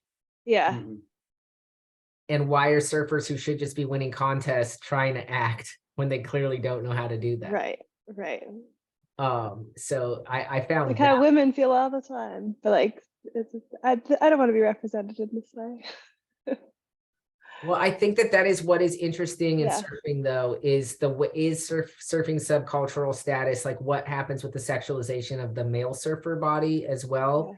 And they're kind of like, it's like passing the buck, right? So the male surfers feel the pressure from society as illegitimate and as not athletes the way other athletes are athletes. And they sense that, you know, they're portrayed as stupid. And so it's pretty common where then they're going to belittle somebody else to carve out their own niche. You know, and so if they see like, you know, women in the water at this point in time, or, you know, anything, they're striving so hard to carve out their niche that they're going to like offset or project their bad faith and bad feelings of themselves onto others. And what I thought was interesting, though, is that even though this guy doesn't want to be associated with that stereotype, he watched the whole show. And then he's like, I don't think those were very good lines that Slater had. He should have pushed back on those lines. And then the letter after that, you know, this was a good point. Like this guy, Rich McMullen, was like saying we can't equate one dredge project with another dredge project. He's like, oh, this dredge project was actually good for this spot in New Jersey. So he's like trying to set the editorial staff straight there. A silly pic of the guy skateboarding with the dog. A surfer's wife who is bummed on behalf of her husband that he didn't get the coverage he deserved for surfing some big waves. Then 2 letters of praise for the magazine for good content about an article they did on Jose Angel. And I knew my dad had seen Jose Angel, so just for you guys, I might duplicate this in a letter, but I was texting with my dad today, and I was like, Dad, did you know Jose Angel? And my dad sent me a text that said, I met Jose Angel in the water at Sunset Beach during the winter of 1971 or 72. I don't remember the exact date, but I do remember it was a beautiful, clean swell with 15 to 18 foot sets. The lineup was full of surf superstars of the day from Hawaii and all over the world. Jose was a renowned waterman and stood out to me in the lineup. I sought him out between the sets. He usually sat outside and deeper than most, even though he was backside, so he would have been goofy foot. I was stoked he would talk to me, an obvious Howley. We talked about the waves and black coral diving. I was fascinated how he was pushing the limits of what was possible by routinely scuba diving off Maui on air to 250 to 300 feet and deeper to harvest black coral. The percentage of oxygen present in air makes it toxic at 287 feet. For perspective, Martini's law suggests that every 50 feet of depth is equivalent to chugging 1 dry martini.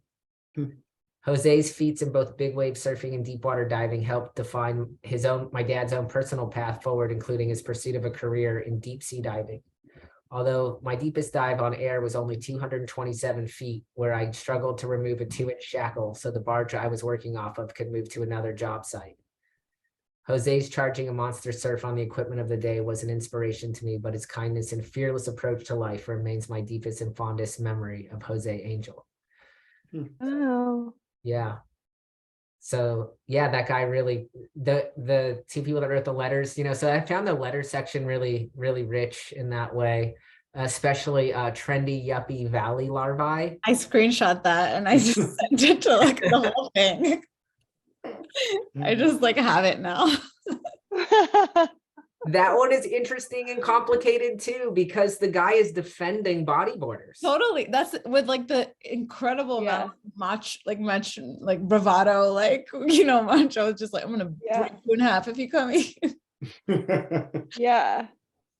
Yeah. And yeah, I wrote this letter is really emblematic of the tension within California surfing culture between Northern and Southern California.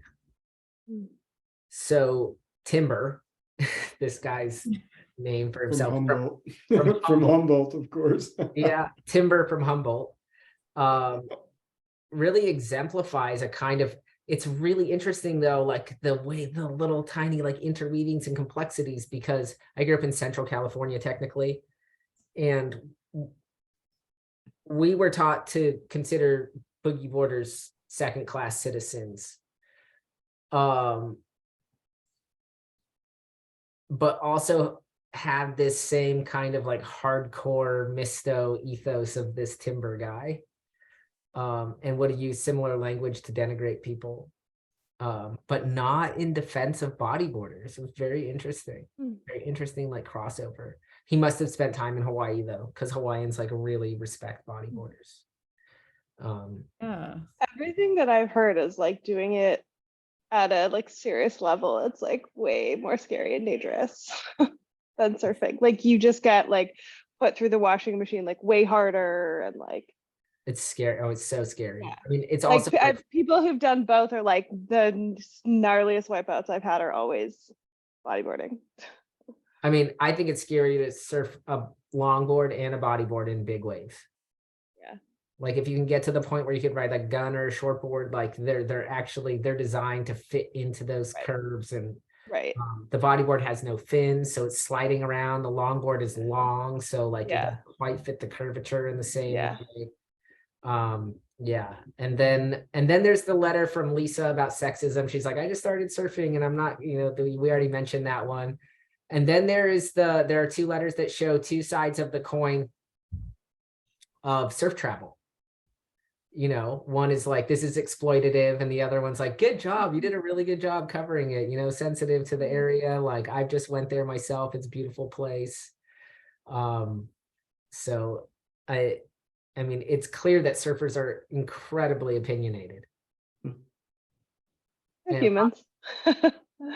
They're humans, but they are human, And the internet does show that lots of humans have lots of opinions that they are voicing, but I have to say, like, I've said it before, I've written about it in newsletters, but like anytime I post anything on Instagram, even like the thing, my little tip video that I recently posted, I mean, I Yeah. just got blasted of like, that's not Oh, I the saw that, thing. yeah.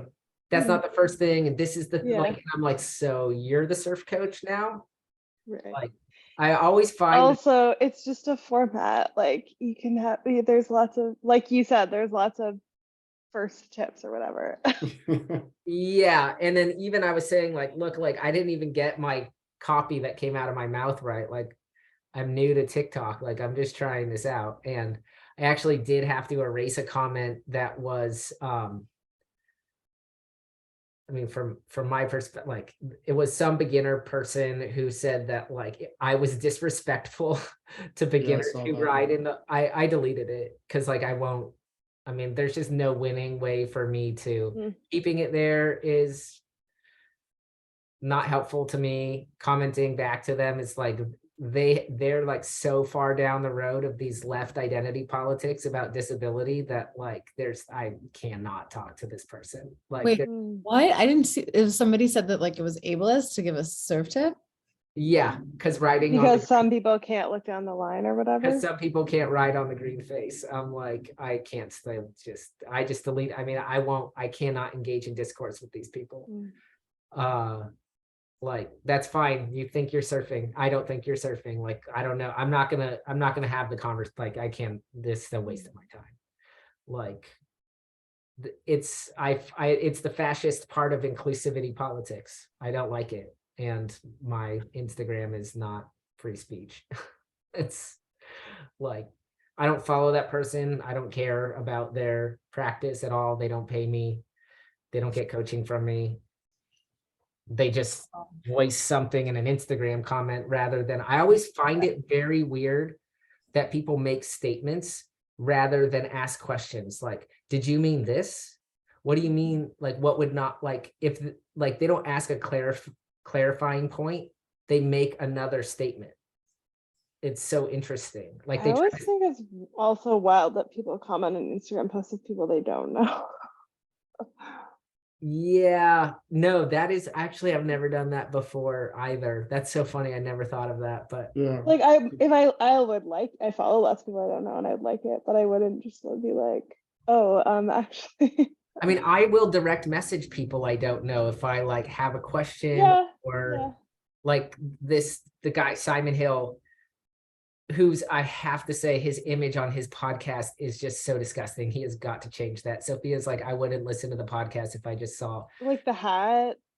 He's wearing this like a fedora. cotton. No, he's wearing this. No, it's really bad. It's like the I'm more natural than thou, shoulder length hair man, like pure hippie guru. Like it's a terrible image. The imagery around the front page of his podcast is atrocious. Anyway, he has a wonderful voice. He is Australian. And actually, I have a text feed with my two friends. And one of my friends is still so in the teenage boy, like ripping, shredding. Like, I mean, we're all the same age, but he watches surf videos all of the time. And he's like, have you listened to this surf podcast? And I'm like, dude, I can't. I'm like, this is more my, he sent me this one of these two Australians, and the Australians are so crude. We'll look at some Australian magazines. I mean, this is so tame. The American magazines are so tame compared to the Australian ones. And I'm like, but this Australian I'll listen to. So it's Simon Hill. And I have been shocked myself as I enter more into seeing what's going on in this diet, fitness, health sphere about these carnivore lifestyle people, like I've talked about before. Like, it is crazy the things that they are saying, the arguments they're coming up with. And they're just ridiculous arguments, just from philosophical, like basic logic. They're just so fallacious. It's crazy. And in a lot of cases, these people are MDs that have lost their ability to practice. So all they can do is disseminate fake news on Instagram. Anyway, so one of these guys is was this pest in the lineup in Dominical. I think I maybe already talked about this. And I was like, I didn't know who the pest in the lineup was until his face was on Simon Hill's Instagram as one of these disseminators of this fake dietary. He's one of these people saying that nuts and seed oils are going to give you cancer. This is like a huge meme that's going through the internet right now. And I'm like, that guy? And so the long story short, I personally messaged Simon because I was like, I just got to tell you, I don't know you, dude, but like, you're going to get a real chuckle out of this. Because I had listened to a Simon Hill podcast before, and I know Simon surfs. So I was like, that guy that you just posted on your thing, it was this pest in the lineup in Dominical, and I didn't know that he was also that guy. Wow. And I just also, and I just wrote to him, I thought you'd find that funny. Yeah. That wasn't a thing I wanted to put in a public comment. Yeah. You know, I was just, Yeah, totally. I don't know you, Simon, but like, I listen Yeah. to the podcast. I like what you're doing, man. Keep up the good work. Check this out. Yeah. I think that's normal and nice. Yeah, I'm not saying I this is not at all a justification, because I disagree with the stance and the psychology, but I think that for some people, like, it's their equivalent, like the fact that it's public, they want to make it public because it's like they're calling out somebody who's like racist, you know. It's also like they're like, I know. I mean, obviously, but it's so it's just, I guess I would feel compelled to like do that in times when well, I don't know, actually, because to be honest, I've also given up completely on internet discourse, and I'm like, it's not a dialogue. It's literally, it's not a dialogue. It's just like people. I don't think it's like productive, but if I did and I thought there was something important to call out, I would call it out for sure. But I guess, now that I said, I'm like, I just don't believe that. Like, I would do that in the workplace, like in a Slack thread or something where it might be productive, but I don't think it is on Instagram. It's not productive on Instagram. It's really not. Like, it could be productive. You know, it could be in almost every case productive to ask a question in a clarifying question in a DM. Is this what you meant? Is this what you meant? Yeah. Sure. Like, also because like people are just going to get defensive. So if you're really trying to change someone's perspective on something, just like calling them out is rarely effective. Is rarely, right? Yeah. Because people's immediate rarely. Like the immediate response is to be like defensive versus like asking questions, like expanding their thinking maybe to other ways of thinking about the problem. Or like, I heard this like this.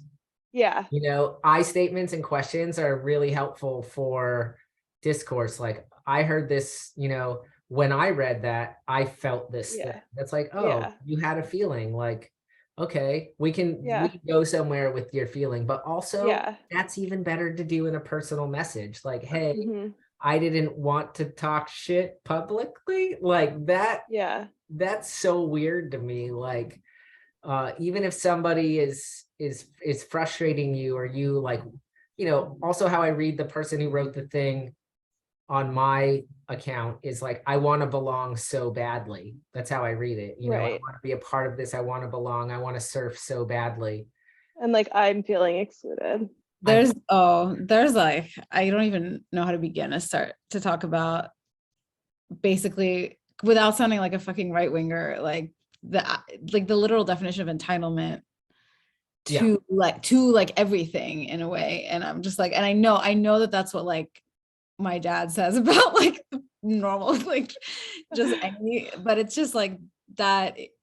It's just like, I don't even know where to begin with that conversation, where it's like, inclusivity is really important and great. And then also there are things that I can't do by virtue of, or there's certain like, sorry, I'm not even gonna. No, but I also just like really want that person to feel like, okay, this isn't for me. Like this isn't like how I define surfing in like the experience that I have with my disability or whatever. Like, I'm just gonna move on. Like, I just want that person to feel in like centered enough in their own world experience that it's fine that it's different from yours, you know? Yeah. Like, it's just like a bummer that people. Yeah, but part of the issue though, I think, like, and we're here in book club, like reading an old Surfer magazine, which has all of these interesting like problems and textures to it, right? Because there are places where it's going in the right direction. You know, you look at the editorial staff, there's women on its editorial board. Like, again, there is this people who surf, they do have a not that great way of words sometimes, you know. There's like a black dude ripping from Virginia Beach in here. I kind of am so curious what happened to this guy. Is he own a bar somewhere now, or he's like 23 years old at the time that they ran that. And they have this article of sexism in here, and there's all this stuff that we've talked about where like there's this changing of guard within the men's surfing. The men are insecure about how they're portrayed as sex. Like, there's a lot of richness and a lot of layers going on. And if you're going to be so sensitive at like one misstep that you can't see that richness in those layers and engage with it, that's just really unfortunate that like you're so reactive politically to your emotions. Yeah. In either direction. Like, even can imagine somebody super repressed and super right wing and looking at this and being like, this is a bunch of surfer fags.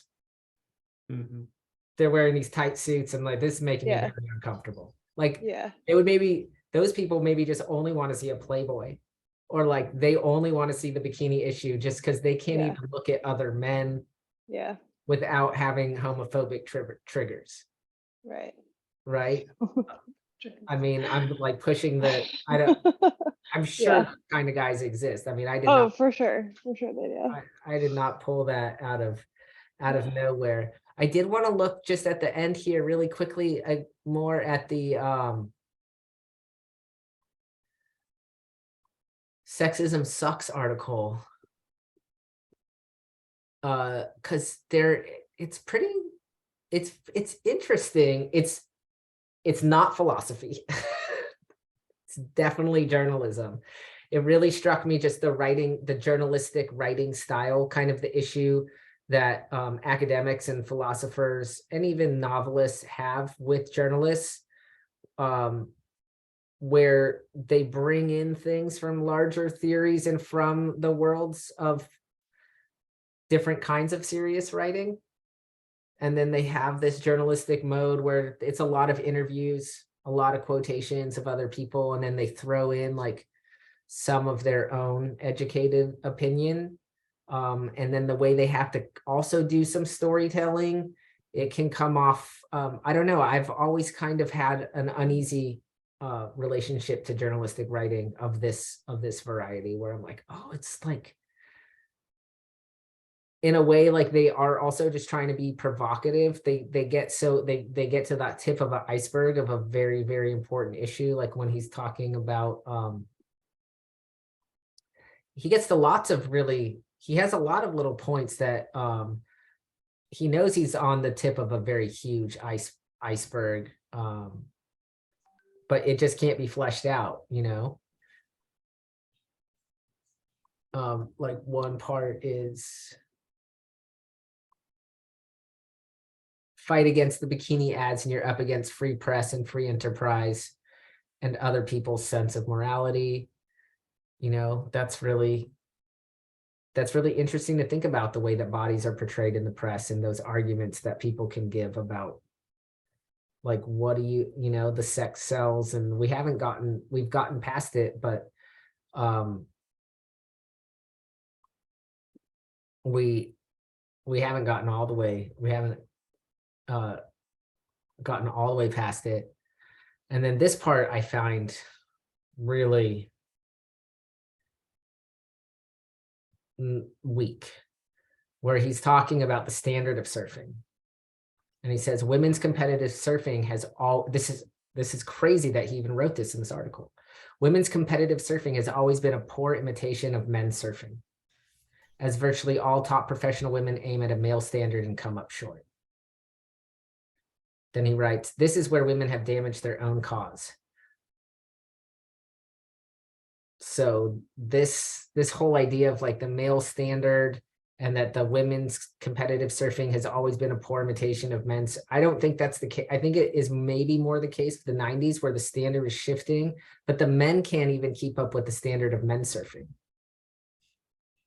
And a lot of this has to do with the fact that like for so long, young girls were not like that's the shifting that we're seeing happening right now, where the women, especially, and we've talked about this before, the young women are surfing like almost as well as the young boys. And there's a lot of this biological determinism about like athletic ability that is really being challenged right now.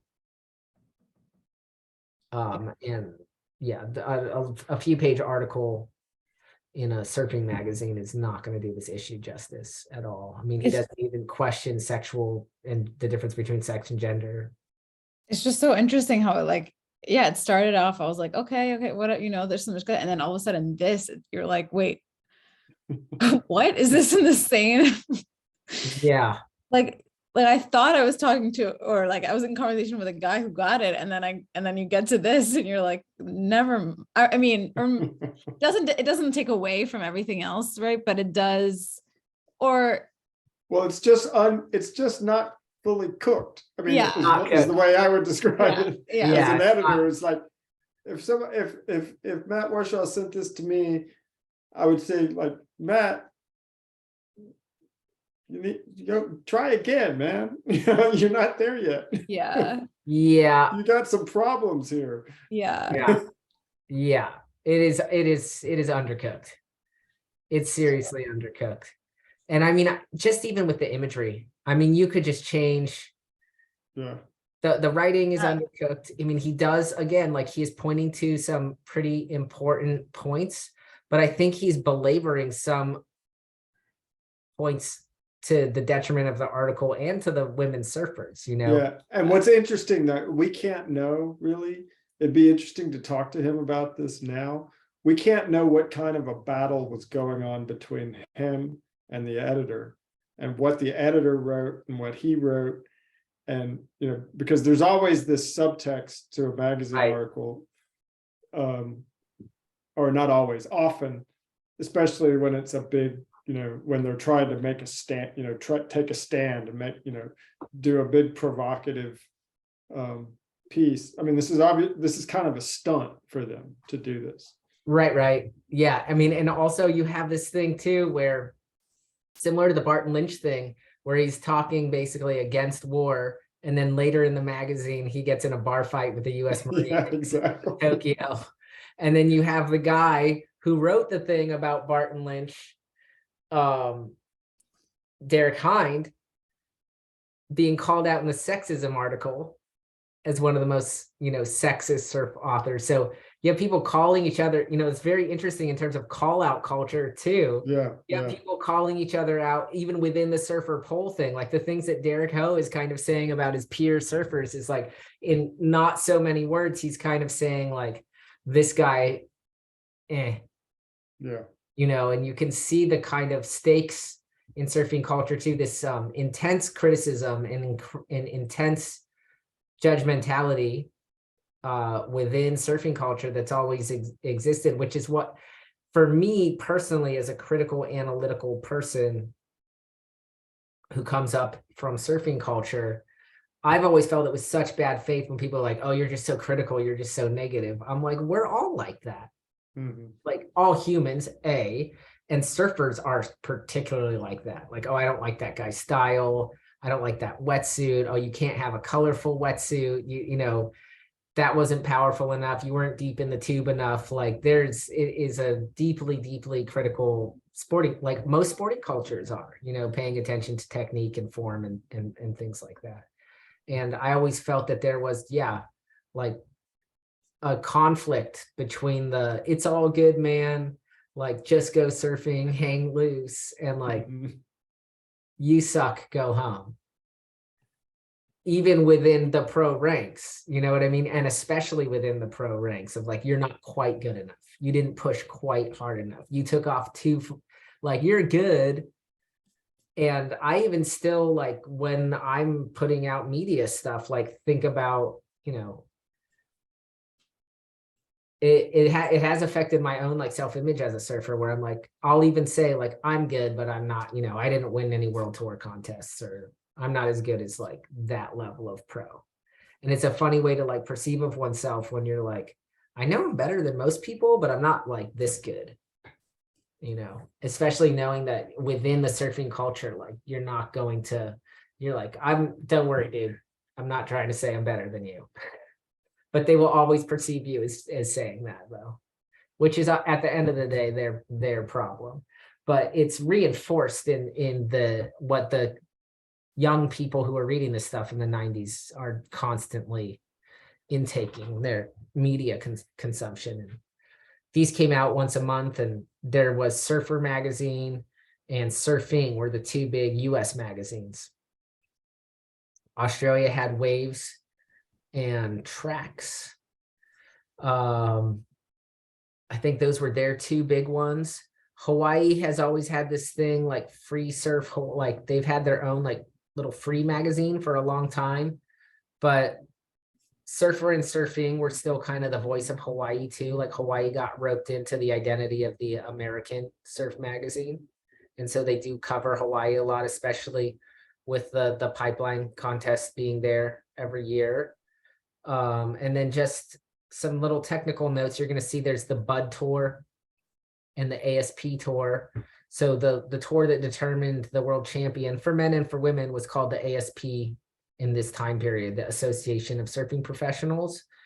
And they did have a WQS, or World Qualifying Series, that you had to compete in to achieve the elite tour. And the Bud Tour was sponsored by Budweiser, and it was all in California. So there was a time, and actually what's very interesting is there are a lot more Californians in this particular magazine on, you know, it's a lot more California centricity. And this became a huge issue when they structured the qualifying series, because they're like, if the main qualifying contests are in California, that's privileging Californians. And it made a lot of people move to California from South Africa, from Australia, from Europe to compete in this tour. And also because the main surf brands that would sponsor people also are located in Newport Beach, Costa Mesa, Irvine area, Huntington Beach area. But they restructured the qualifying series to be much more international. And that's been a consistent endeavor, is to keep changing the points ranking systems so that when you get elite surfers on the WCT level, so they haven't changed that acronym CT, WCT, World Championship Tour. It's just the World Surf League now, as we know, WSL. But the QS, the qualifying series, and the CT, the championship tour, that terminology has been retained. But the way to qualify, the amount of points for qualifying, the amount of people who eventually qualify has changed a lot. The other thing that's changed a lot is at the time of this running of this magazine, we had to wait for the magazine to come out to know who won what contest. Oh, wow. There wasn't like surf radio that was like doing live, like. Sometimes they would air the contest like 2 weeks later on ESPN. Oh, wow. But it was more likely you found out what happened at the contest. That's why Derek Hind reports the way he does. And then it was more like a month. They would film the whole contest. All the contests were filmed, but they'd have to go through like all this syndication and production. So it might be a month later or 2 months later, you'd see it on ESPN. I mean, it has been the internet has been a huge boon to surfing professionally, because they have to, unlike any other sport, they have to wait for a day to freaking run the thing. You can't schedule it. So, I mean, the magazine's dealt with that pretty well. Also, though, in this era, interestingly, and in different eras, we could see too, they were more scheduling. They were like, this is when we got the permit for, we're running the contest. So in this era, when you did get to watch a contest replayed, or you're hearing about it, like even the way you read about the contests in Japan, is some days are shitty and small, and some days are firing, but like they're gonna surf the shitty small day. So arguably, and then the surfers got pissed off about this. They're like, we're supposed to be the best of the best. why are we surfing these terrible waves? And even now, as the pipe contest today shows, like even now with these waiting periods, like sometimes the waiting period just can't be big enough for them to get those world-class waves that they're going for. It's just the ocean has other things in mind. So I'll scan another one of these. I think it is good to do at least a few of these just because it gives you guys, you know, it gives you guys more texture to your surfing experience and what the magazines were, you know, the culture that you're coming into. That's the thing for me with like the people who commented on my Instagram. I'm like, you got the respect thing backwards there. I couldn't say that on the internet, which is why I deleted their comment. But I'm like, this is how I feel about a lot of people coming into our culture. Even though surfing culture has a lot that's criticizable, it still pre-exists the people learning and coming into it now. It's like, again, I don't feel this is right wing, Noel, that if you are in a culture with all of its problems and somebody comes into your culture and it's like, I belong now, and you're like, you're not obeying our norms, which have pre-existed you and we've been all following for a long time. Like, that's disrespectful. And that is the thing that a lot of people on this whole inclusivity, like far left thing aren't. I've talked about it a gazillion times because it drives me nuts, especially from the surfing perspective, which is like, that's the colonizer attitude. You don't realize that. That's the imperialist attitude. You're saying you just get to come up to anybody's shore and just surf their waves just because you exist, just because you came, like you got born. Like, that is the white imperialist attitude. It's like not culturally deferential or doing your research or like and for somebody within the culture to see people like just come into your culture and just be like, this is mine now in the way that I want it to be, is it hurts. You know, I know it hurts a lot of surfers' feelings, and we wouldn't put it in those terms. Surfers don't have the language to be like, that hurts my feelings. What we say is, fuck off, you fucking kook, you know, which is not the nicest way to deliver that. But that fuck off, you fucking kook is like coming from a place of like, oh man, I feel deeply disrespected. And it would be nice if surfers could like see that like their feelings were hurt because like they've been obeying these norms and they had been told that this was this way and this way. And like, you know, a lot of us have gone through violence and hazing to like get the waves that we've gotten and to get the skills that we've gotten. And we don't like, I don't think people need to be hazed, but yeah, it's just, I also know when I go to surf a place like Hawaii and I see like elders that like, they could say the worst things about whatever kind of underprivileged group, but like, I still have to pay heed to them in the surf. Like, it doesn't like, yeah, it just doesn't, it's not gonna fly in the lineup out there. But yeah, so Cab Spates is the black surfer in this issue, as apparently living on the North Shore, running like a holistic like retreat, plant-based, like really, yeah. Lovely. I just googled him and that's found his great. Instagram, and I think I'm pretty sure that's him. So I mean, how many people could have that name? yeah, exactly. Yeah. So it sounds like he's still living a great, I mean, I don't know what his life is like, but from the outside, it looks great. He has a very bad website if that's him. Yeah, I think that is him. Yeah, that's a pretty distinctive name. Yeah, I think his Instagram, it says that Swell Season Surf Radio follows him. So I think that it's the same dude. Yeah. It looks like he's living on the North Shore. Right, and living on the North Shore, yeah. Sorry, I quickly. Yeah. I'm like finding all this stuff. All I see is bananas. Delightful. Right? Optimistique. Yeah, that's him. Yeah, yoga with Cab at the North Shore Yoga Co-op. Oh, he's got like Rasta hair now. Yeah. Wait, he's a private chef. also, yeah, that's what it looks like. The real Renaissance man. Private chef in Haleiwa, but that's not plant food. Oh, maybe not. Maybe I put that with holistic. I think I just saw wellness. You know what? That was my extrapolation. That was, yeah, never mind. Wild. Yeah, he's all rusted out now. Yeah. He's a personal chef, it seems. Okay. Yeah. Yeah, cool. Oh yeah. No, it's just farm to table cooking, not plant-based. Yeah. There you go, farm to table. Which Well, I guess I don't. Yeah. that is better than Yeah. yeah. But Factory farm to table.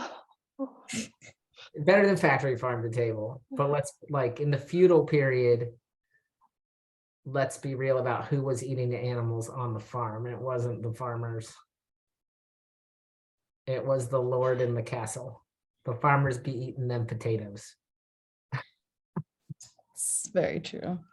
This is my thing. I made a thing on TikTok where I was like, I thought, like, I saw this guy's, I will go after this, but I saw this guy's thing where it's like shredded six-pack dude, whatever. He's like grilling this like marbled steak in like beef tallow, and like has all this stuff about how nuts and seed oils are not the things our ancestors ate, and like we have more diseases now and our ancestors ate healthier. And I was like, just gonna Google life expectancy 18th century. Yeah. And I was like, yeah, your argument just went.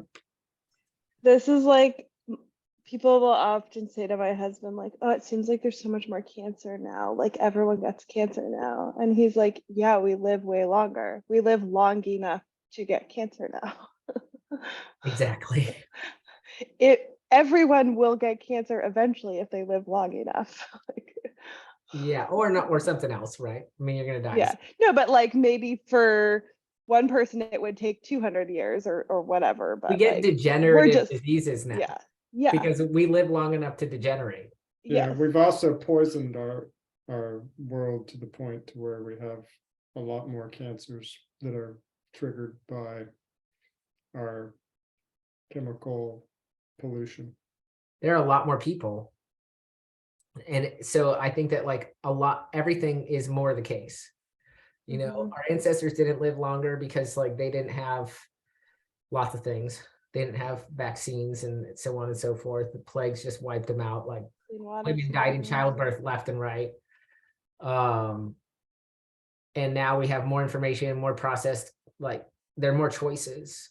And there are tons of us. So we've ruined a lot of things as well. But like we just have different sets of problems now. But we categorically as a species some of us have way more of a potential to live. More of us have more of a potential to live longer than previously in human history. Whether the planet can support more of us living longer is also another question altogether. But yeah, anyway, it's just we didn't used to live very long. Some people in some societies, I was like thinking about it, I was like, I bet you like monastics lived the longest of all of the They were practicing fasting. Most of them were vegetarian because they were thinking about like also they were poor-ish, even if they came from aristocratic families as they usually did. Like once they joined the monastic community, the community itself wasn't like until you start looking at some of the, when they get corrupted and powerful, their bodies start looking like they're corrupted and powerful.